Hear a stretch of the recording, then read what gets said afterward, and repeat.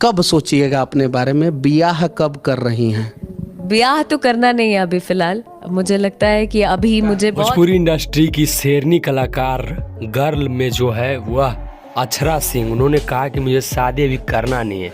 भाई क्यों शादी नहीं इनको करना है, वो पूरा वीडियो आप लोग देखेंगे तो समझ में आ जाएगा। भाई यह धोखा खाई हुई लड़की है और वह धोखा जो इनको मिला वो इनका कहना है कि पवन सिंह ने इनको धोखा दिया है।